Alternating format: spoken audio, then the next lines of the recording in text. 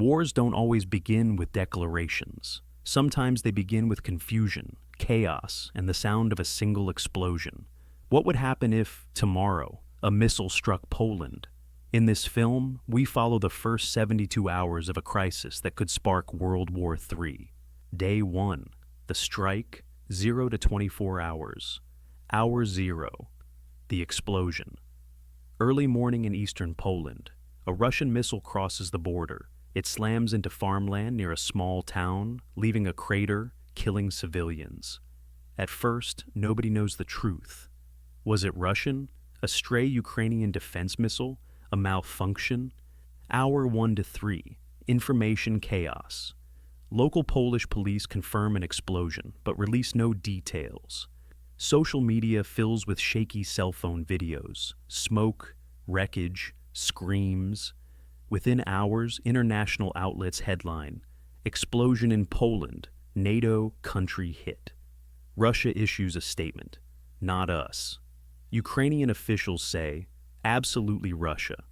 Hour 6 to 12, the first responses. Poland's prime minister addresses the nation. Poland has been attacked. We are consulting our allies. NATO. Secretary General Jens Stoltenberg calls an Article 4 consultation. Global markets react instantly. Oil spikes 12%, the euro falls, investors flee to gold and the dollar. Hour 18 to 24. The NATO shadow. In Brussels, NATO ambassadors hold an emergency late-night session. Behind closed doors, heated debate. Is this accidental, or is Russia testing us? Article 5 is not yet invoked, but the word dominates headlines worldwide. Day 2, diplomacy or war, 24 to 48 hours. Hour 25 to 30. NATO.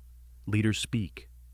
The U.S. president makes an address. America will defend every inch of NATO territory. UK, France, Germany echo support but urge caution. In Poland, tens of thousands rally in Warsaw, chanting, "Defend Poland, invoke Article 5."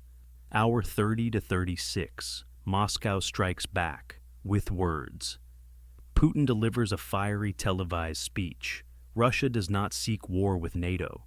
This is a Ukrainian provocation, but if NATO dares escalate, the consequences will be catastrophic. Russian media blames Kyiv. Kremlin-aligned outlets float the idea of a false flag. Hour 40 to 48. Ukraine pushes. NATO, Zelensky.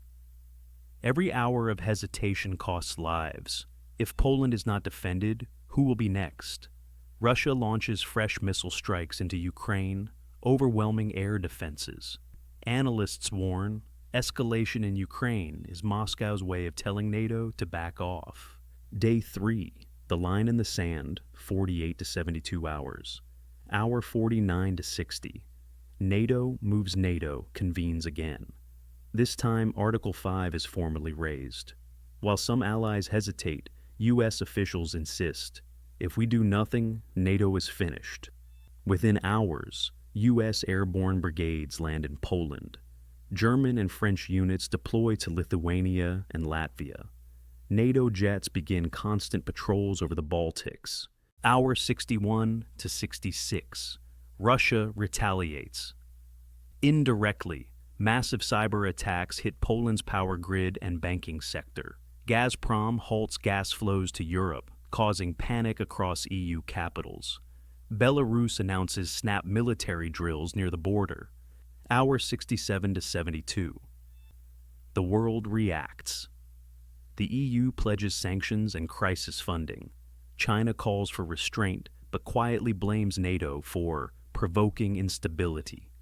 The UN Security Council descends into deadlock. Russia vetoes every resolution. Western diplomats walk out. The fork in the road, 72 hours plus. 72 hours after the strike in Poland, the world stands at the edge. NATO troops are on the move. Russia is escalating in ways short of open war. The global economy reels, and leaders face three futures. Escalation. NATO and Russia directly exchange fire. Crisis control. Diplomacy halts the spiral, at least for now. Frozen front, both sides back down militarily, but Europe lives with the constant shadow of the next attack. The decision of whether to invoke Article 5 will shape the 21st century. The shield meant to prevent war could, in a single moment, become the spark that ignites one. What do you think NATO would do in those first 72 hours? Would leaders risk global war or step back at the edge of the abyss? Share your thoughts below.